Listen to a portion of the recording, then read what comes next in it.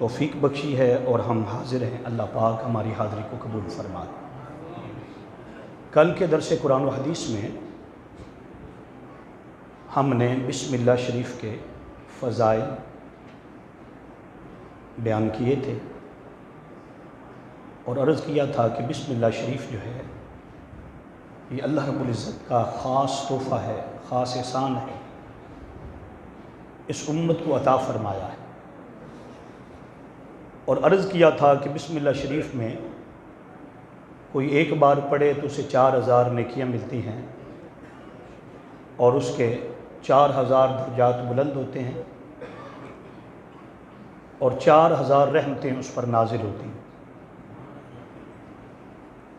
بسم اللہ شریف چابی ہے،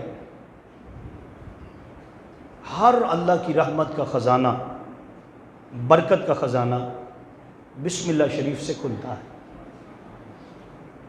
حضرت سیدنا خالد بن ولید کی بارگاہ میں ایک شخص آیا جو کہ کافر تھا اور اس نے آ کر سوال کیا کہ اے عبداللہ، اے خالد بن ولید، کیا حقانیت ہے کہ اسلام سچا ہے؟ اسلام سچا ہے۔ انہوں نے جواب دیا کہ آپ میرے پاس زہر لے کر آئیں، وہ زہر جو پینے کے بعد کچھ ہی لمحوں کے بعد انسانی زندگی کا خاتمہ کر دے، میں بسم اللہ شریف پڑھ کر پی لوں گا، اور بسم اللہ شریف کی برکت سے یہ زہر جو ہر ایک کو نقصان پہنچاتی ہے اور زندگی کے خاتمے کے لیے زہر جو ہے وہ استعمال ہوتی ہے، فرمانے لگے کہ میں جیسے ہی بسم اللہ شریف پڑھوں گا اور زہر اگر پی لوں تو زہر کا اثر بھی مجھ پر نہیں ہوگا۔ حضرت خالد بن ولید نے زہر پکڑا اور بسم اللہ شریف پڑھی، اس کو پی لیا، اسی طرح کھڑے رہے اور اللہ کی حمد اور اللہ کی تسبیح اور اللہ کا شکر ادا کرتے رہے۔ اس کا مطلب یہ نہیں ہے کہ کہیں ہم بھی زہر پکڑ لیں اور کہیں کہ جی ہم بھی پی لیں، نہیں، ایمان دیکھو ان کا۔ اگر ان جیسا ایمان ہو گیا ہے، جو ایمان ان کا تھا، جو معیار ان کے ایمان کا تھا، اگر وہ میرے اور آپ کے پاس بھی وہی معیار ہے تو پھر آج ہم وہ کام کر سکتے ہیں کہ زہر کو بھی پئیں بسم اللہ شریف پڑھ کر، تو زہر کا اثر بھی ہمارے اوپر نہ ہو۔ لیکن بات یہ ہے کہ ہمارا ایمان نام والا ہے، ہمارا ایمان کہنے کو ہے، ہمارا ایمان وہ نہیں ہے جو صحابہ کرام کے پاس تھا اور تابعین کے پاس تھا اور بزرگان دین کے پاس تھا۔ اس لیے اقبال کہتے ہیں کہ ہو اگر آج بھی ابراہیم کا ایمان پیدا، ہو اگر آج بھی ابراہیم کا ایمان پیدا تو آگ کر سکتی ہے گلستان پیدا۔ فرمایا آگ آج بھی گلستان بن سکتی ہے اگر تیرا ایمان کامل ہو۔ کیا ہو؟ ایمان کامل ہو۔ تو اس لیے یہ عرض کر رہا ہوں کہ بسم اللہ شریف پڑھنا یہ کیا ہے؟ یہ چابی ہے تمام تر خزانوں کی۔ اس کو نماز کے اندر پڑھنا، بسم اللہ شریف پڑھنا سنت ہے۔ نماز کے اندر بسم اللہ شریف پڑھنا کیا ہے؟ سنت ہے۔ علماء نے، محدثین نے اور خصوصاً امام شافعی نے تو ہر جگہ پر بسم اللہ شریف پڑھنا، یعنی کہ ایک تو تعوذ پڑھا جاتا ہے، اعوذ باللہ من الشیطان الرجیم، بسم اللہ الرحمن الرحیم، اس کے علاوہ بھی جہاں پر صورت ملائی جاتی ہے وہاں پر بھی اس بات کے قائل ہیں کہ بسم اللہ شریف پڑھی جائے۔ لیکن امام احمد بن حضرت امام ابو حنیفہ آپ فرماتے ہیں کہ اگر ایک بار بھی بسم اللہ شریف جو تعوذ میں پڑھی جاتی ہے وہ پڑھ لی جائے تو پوری نماز کے لیے کافی ہے۔ لیکن سنت کے طور پر جب سورت شروع کی جائے اگر درمیان میں آہستہ آواز میں پڑھی جائے تو یہ بھی سنت سے ثابت ہے، یہ بھی سنت سے ثابت ہے۔ اس کے بعد جو اگلی بات ہے وہ ہے سورہ فاتحہ شریف۔ اب سورہ فاتحہ کی 7 آیتیں ہیں، کتنی؟ اور میں آپ کو بڑے وثوق سے کہہ رہا ہوں، سورہ فاتحہ شریف کی جو 7 آیتیں ہیں وہ پورے قرآن پاک کا نچوڑ ہے، پورے قرآن پاک کا یعنی جو کچھ آپ 30 پاروں میں پڑھتے ہیں، الف لام میم شروع کر دیا، ماشاءاللہ رات کو 2.5 پاروں سے اوپر ہم نے نماز تراویح میں سن لیا، 2.5 پارے اور تقریباً 2 رکوع یہ پڑھے گئے، وہ والناس تک پہنچیں گے الحمدللہ تعالیٰ، اللہ پاک ہمیں توفیق دے گا۔ جو کچھ سورہ البقرہ کی الف سے لے کر سورہ والناس کی جو آخری آیت پڑھتے ہیں، جو کچھ اللہ پاک نے اس میں بیان کیا ہے نا، یہ اس کا کرم دیکھیے، عطا دیکھیے، فضل دیکھیے، وہ سارا کچھ بسم اللہ شریف کے بعد سورہ فاتحہ شریف کے اندر رکھ دیا۔ اس لیے قرآن پاک میں فرمایا وَلَقَدْ آتَيْنَاكَ سَبْعًا مِّنَ الْمَثَانِي وَالْقُرْآنِ الْعَظِيمِ، اے محبوب مکرم صلی اللہ علیہ وآلہ وسلم، ہم نے آپ کو 7 آیات عطا فرمائی ہیں۔ کتنی؟ جن کا وجود مکرر ہے۔ کیا ہے؟ مکرر کا مطلب کیا ہے؟ کہ بار بار پڑھی جاتی۔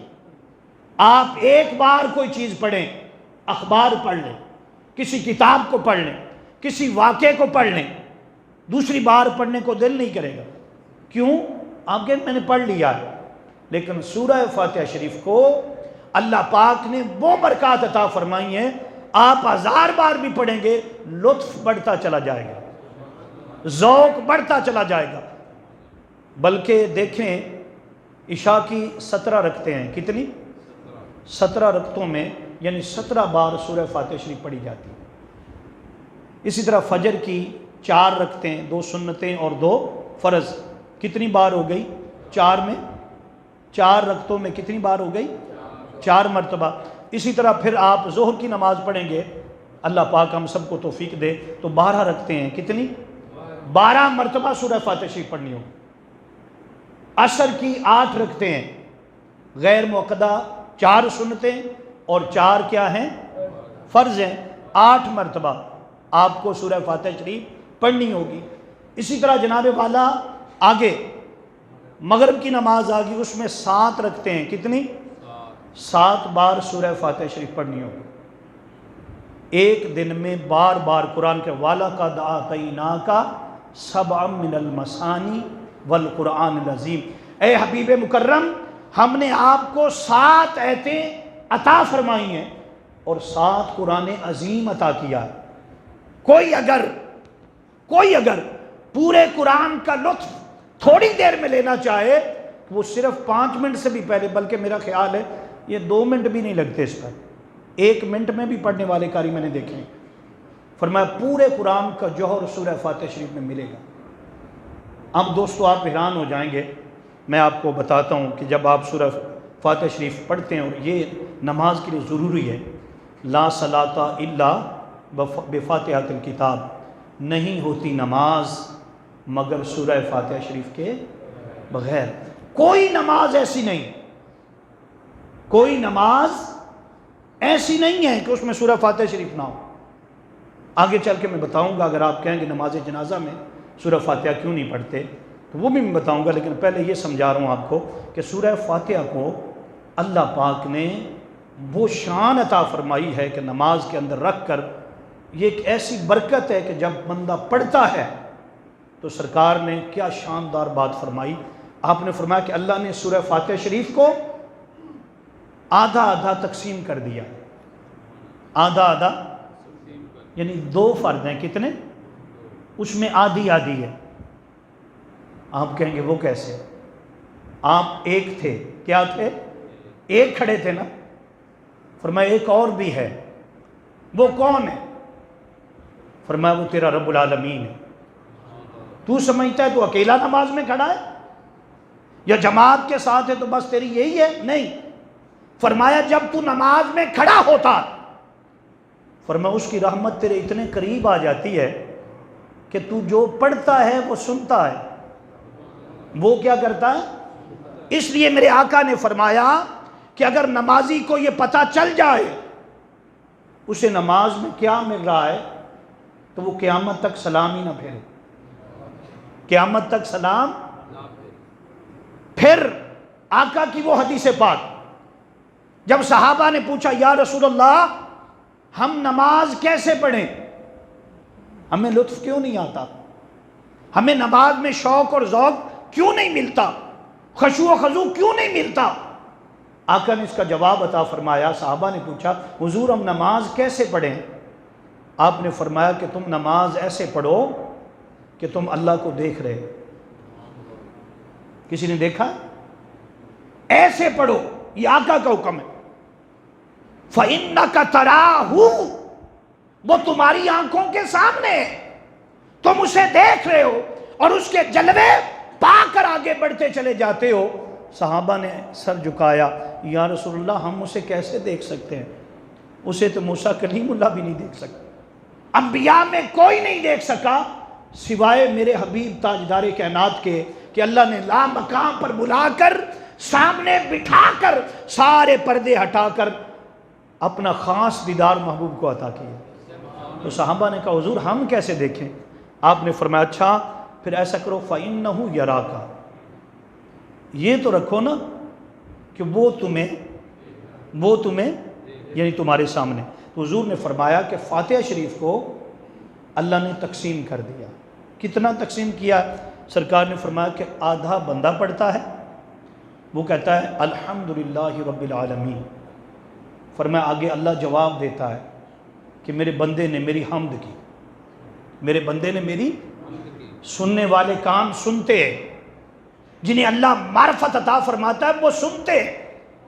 فرمایا کہ جب بندہ کہتا ہے الحمدللہ رب العالمین تو اس کا مالک کیا کہتا ہے؟ اللہ کیا کہتا ہے؟ میرے بندے نے میری حمد کی ہے. آگے کیا ہے؟ الرحمن الرحیم. بندہ کہتا ہے اللہ پاک کی ذات فرماتی ہے کہ میرا بندہ جانتا ہے کہ میں رحمان بھی ہوں اور رحیم بھی ہوں. یہاں پر الفاظ ہیں، فرمایا گیا کہ جب بندہ کہتا ہے الرحمن الرحیم الحمدللہ رب العالمین الرحمن، تو فرمایا وہیں پہ اللہ کہہ دیتا ہے میرے بندے آج تو جو بھی مانگے گے نا ہر چیز تمہیں عطا کر دوں، بس مانگنا وہ جو تیرے حق میں بہتر ہو، زیادتی نہ کرنا، کیونکہ میری رحمت کا، کرم کا، عطا کا دروازہ کھلا، میرے خزانوں میں کوئی کمی نہیں. فرمایا جب یہاں پر آتا نا الرحمن الرحیم تو یہاں سے یہ آواز آ جاتی ہے. یہ میرے آقا نے فرمایا کہ بندے آپ ذرا مانگنا کیا مانگتا.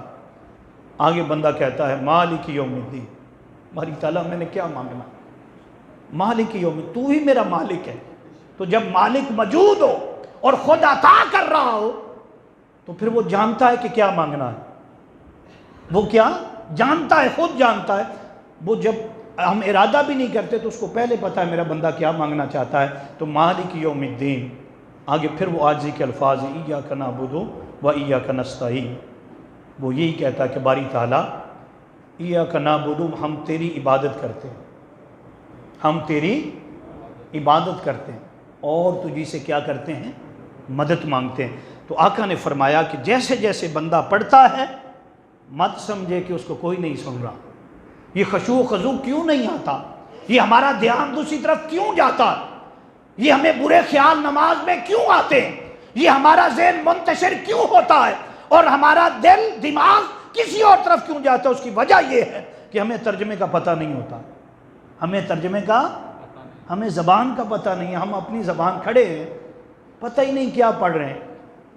اس لیے آقا نے فرمایا کہ بعض نمازیں ایسی ہیں کہ جب بندہ پڑھتا ہے نا تو اللہ پاک فرشتوں کو بھیجتا ہے، وہ سونے کے تشت میں رکھ کر اللہ کی بارگاہ میں پہنچاتے ہیں باری تعالیٰ تیرے بندے نے یہ نماز پڑھی ہے. اللہ خوش ہوتا ہے، وعدہ کرتا ہے اے فرشتوں اس کی نماز نے اسے بلند کر دیا ہے، میری بارگاہ کا قرب دے دیا ہے، میں نے اس کا نام اپنے انعام یافتہ بندوں میں لکھ لیا ہے، تم گواہ ہو جانا. اور جب بندہ بری نماز پڑھتا ہے، استغفراللہ بری نماز بھی ہوتی ہے، ہاں قرآن پاک میں لکھا ہوا فویل للمصلین، خرابی ہے ان نمازیوں کے لیے جو اچھی طرح نماز ہی نہیں پڑھتے، جنہیں پتہ ہی نہیں ہوتا کہ میں نماز پڑھ رہا ہوں. وہ کبھی ایسے کبھی ایسے کبھی ایسے کبھی ادھر کبھی ادھر. ایک تو ہے دھیان کرنا، ایک ہے وہ آنکھوں کو گھماتے ہیں، سر گھماتے ہیں، پرواہ نہیں کرتے. میں نے کئیوں کو دیکھا نماز پڑھ رہے ہیں. نہ نماز آپ اللہ کے حضور حاضر ہیں، خشوع و خضوع پیدا کریں، وہ نماز پڑھیں کہ آواز آئے کہ میرے بندے تیری نماز قبول ہے، تجھ پر میں کرم کر رہا ہوں، مہربانی کہ تو مانگتا جا میں عطا کرتا جاؤں۔ تو میں نے کہا یہ جو ادھر ادھر دھیان جاتا ہے یہ اس لیے جاتا ہے کہ ہمیں نماز کے ترجمے کا پتہ نہیں ہوتا۔ تو ضروری بات یہ ہے کہ جہاں ہم ابھی سن رہے ہیں کچھ ترجمہ میں نے عرض کیا ہے، انشاءاللہ تعالیٰ اس کو آگے بڑھائیں، اور ترجمے کے ساتھ نماز جو ہے کم از کم زیادہ، ایک تو ثنا، کیا نماز کہاں سے شروع ہوتی ہے؟ اور آپ کو یہ آخری بات، کیونکہ وقت تو مکمل ہو چکا ہے، اور بعد میں ہمارے بزرگ بھائی کہتے ہیں جی کہ ہم نے قرآن پاک بھی پڑھنا ہوتا ہے، بالکل ان کی بات بجا ہے، لیکن ہم بھی جو بتا رہے ہیں قرآن پاک کی بات بتا رہے ہیں، صرف 2-4 منٹوں کے اندر بات ختم کرنا چاہتا ہوں۔ یہ جو آپ ثنا پڑھتے ہیں، کیا پڑھتے ہیں؟ آپ کو پتہ ہے یہ جو ثنا پڑھتے ہیں یہ کیا ہے؟ یہ ثنا اللہ کی حمد ہے نا؟ کیا اس کا قرآن پاک میں بھی ذکر آیا؟ ہاں، ابھی جو ہم نے نماز پڑھی ہے نا، تو نماز کے اندر ہم نے سورہ الاحزاب کی آیات پڑھی ہیں،